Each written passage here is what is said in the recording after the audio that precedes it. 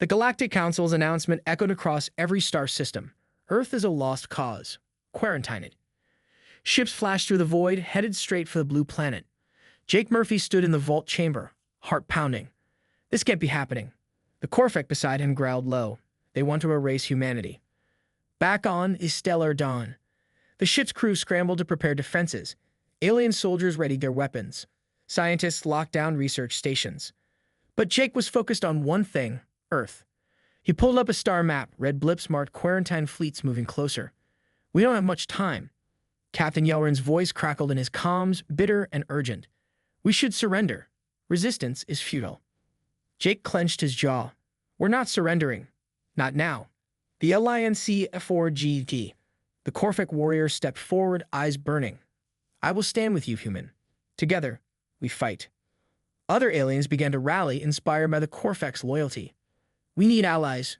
We need hope. Jake's voice was steady, stronger than before. Humanity never gave up before. We won't start now. The battle begins. The quarantine fleet descended on Earth like a swarm. Explosions lit the skies. Cities shook. People ran for cover. Jake coordinated defense efforts from the vault site, using the ancient tech's holograms to predict enemy movements. The Corvette fought fiercely beside him. No longer a monster, but a protector. Emotional moment. Humanity SINEs. Amid the chaos, Jake received a message from a young girl on Earth. Please don't forget us, she whispered over the comms. Jake closed his eyes, feeling the weight of every life counting on him. We won't, he promised. CLIFFHANGER. A darker enemy. As the battle raged, a shadow moved through the stars, a figure cloaked in dark energy. The Galactic Council's secret weapon. Jake's gut twisted. This fight is only beginning. The battlefield was chaos. Explosions, laser fire, and screams filled the void. But beneath the noise, something darker moved. A silent assassin, cloaked in shadows, infiltrated the stellar dawn. Jake felt it before he saw it, an icy chill creeping down his spine. A secret weapon, REVALED. The cloaked figure stepped into the light, an AI-hybrid soldier with glowing red eyes and a voice like grinding metal. I am Vex-9, the Council's final enforcer, it declared. Jake's heart pounded. This is no ordinary weapon. Vex-9 advanced, cutting through crew and allies alike with ruthless precision. Betrayal from within. Suddenly, an alarm blared. Captain Yelrin's voice was strained. Jake, I'm sorry. I have orders. Jake spun around. The captain aimed a plasma rifle at him. You're the liability. I can't let you stop the quarantine. Jake's world shattered. How could you? Emotional struggle. The Corvette growled and leaped to Jake's defense. Your betrayal will cost you everything. But Yelrin fired anyway, forcing Jake and the Corvette to take cover. Jake's chest burned, not just from the blast, but from the betrayal. Trust is fragile, he whispered. Turning the tide. Vex-9 advanced toward the vault's chamber, aiming to seize the ancient tech. Jake gritted his teeth and stood tall. The holograms faded. A low rumble shook the chamber. A voice whispered in Jake's mind, cold and distant. To open the vault, you must confront your true self, the light and the darkness. Jake's breath caught. Is this a test? The Corvette beside him grunted. A trial of soul. Few survive. The trial begins. Suddenly, Jake's surroundings blurred. The chamber vanished. He found himself in a strange place. Earth, but not as he knew it. Cities in ruins, skies darkened with ash. Voices screaming for help. His own face appeared, younger, frightened, standing amid chaos. A voice, his grandmother's, echoed. Your family's sacrifice started here. FLASHBACK of Lois. Jake saw memories he never lived but felt as real pain. His parents caught in a war sparked by alien betrayal. The destruction of his childhood home. Loneliness, fear, the crushing weight of being different, small, weak, human in a universe that wanted him gone. Tears burned his eyes. Why did you survive, he whispered. Emotional focus, raw humanity. The vision changed. Now Jake was standing in the middle of a battlefield, facing the Corvette who had once mocked him. The alien snarled, ready to strike. But Jake didn't run. He'd raised his voice. I am not weak. I am human. And my strength is in what you cannot understand. Hope. The Corvette hesitated. The Corvette warrior's growls softened to a purr. You speak like one who carries both fire and ice. Inside the test, unpredictable TBIS. Suddenly, the trial warped. Jake was faced with a choice: save a young Corvac child from a deadly blast, or escape alone and survive. His heart raced. He stepped forward, reaching for the child. The chamber cracked. The holograms shattered. The truth RUVALED. Jake awoke back in the vault chamber, breath ragged. The Corvac looked at him with respect. You passed. You chose compassion over survival. Jake looked down. Is that why you defended me? The Corvac nodded. Because even the deadliest predator knows when kindness is strength. CLIFXANGER, a new threat. The vault's door slammed shut behind them. The ship's alarms blared through the comms. A cold voice crackled. The Galactic Council has declared Earth a lost cause. Prepare for quarantine. Jake's hands clenched. This was no longer about a vault or a test. This was war. End of part 4. The Corvac warrior dropped to one knee, blood dripping from its jaws, and growled in perfect galactic common. No one touches the human. Silence slammed into the room like a weapon. Dozens of armed soldiers froze. Claws twitched. Plasma rifles stayed half-raised. And Jake Murphy, short, skinny, forgotten Jake, just stood there, hands trembling, coat half-burned from the explosion. He looked up at the snarling alien monster beside him, the galaxy's deadliest apex predator, and asked in a shaking voice, Why? The Corvac didn't take its eyes off the crowd. Because you were the only one who was kind to me. 72 et otherwise liar. Jake Murphy wiped sweat from his forehead as he leaned over the microscope. The lab aboard the Stellar Dawn smelled like disinfectant and regret. He was alone. Again. 3 months into the mission and still treated like cargo. Not a day passed without someone sneering at his size or cracking a joke about how fragile humans were. The Stellar Dawn was a ship built for giants, towering insectoids, crystalline telepaths, gas-bodied engineers who didn't need gravity. And then, Jake. 5'8", squishy, human. Loco crawls out of its hole, a voice hissed from behind. Jake stiffened. He knew that voice. Everyone did.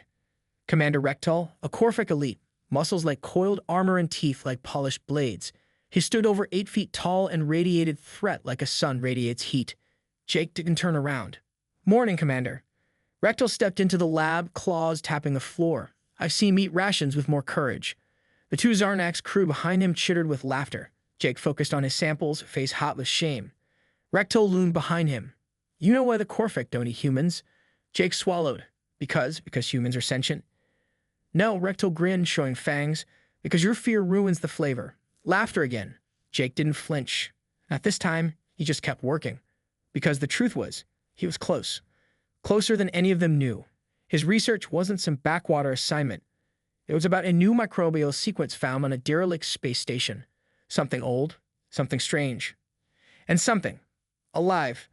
Later, yet Naichi. Jake walked the corridor alone. The lights flickered.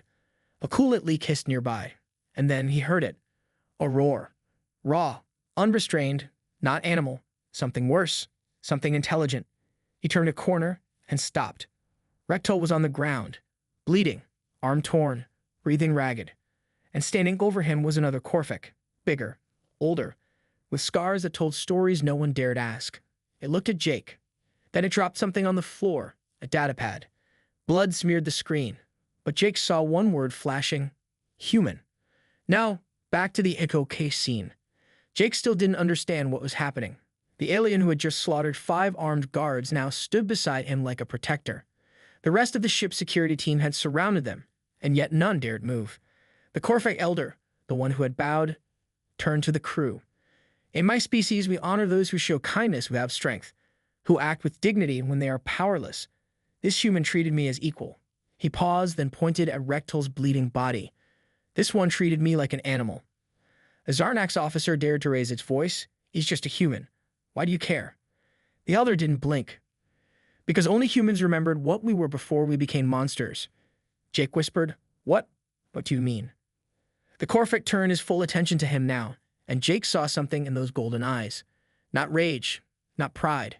Guilt. I was there when your world burned, the Corvac said. I tore through your cities. I was the beast under your bed. But one child, one human child, gave me food, gave me hope. He stepped back, then knelt again.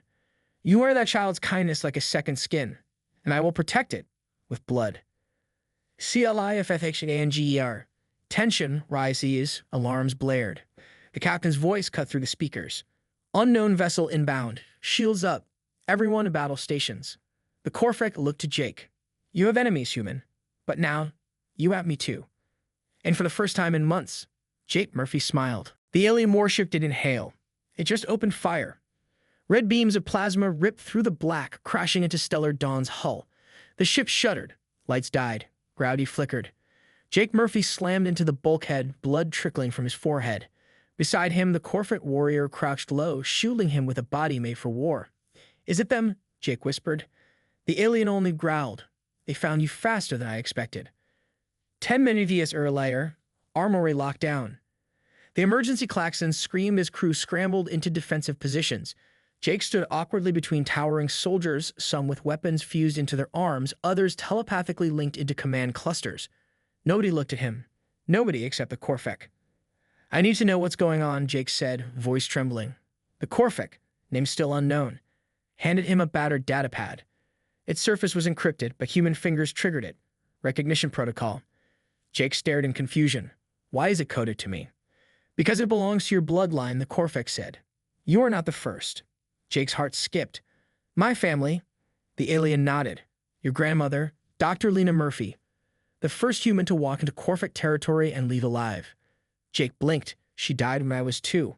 A lab accident. No, the Corfec said. She was silenced. HFY as 2OD by the CORFAC. 30 years ago, Earth sent a peace envoy deep into the Scourge Zone, a place where no civilization dared tread. Lena Murphy carried nothing but knowledge, warmth, and an offer. She discovered something ancient hidden beneath a ruined Corfec temple, technology that predated both species. A vault. She sealed it, and was marked for death. The Corfec clan split. Half wanted the vault opened. The other half, the ones who remembered what was inside, wanted it buried forever. But Lena made one promise before she disappeared. If they ever come for the vault again, my blood will stop them. Back to Ascent, bridge under fire. The enemy ship's weapons tore through Stellar Dawn's outer hull. Explosions rocked the decks.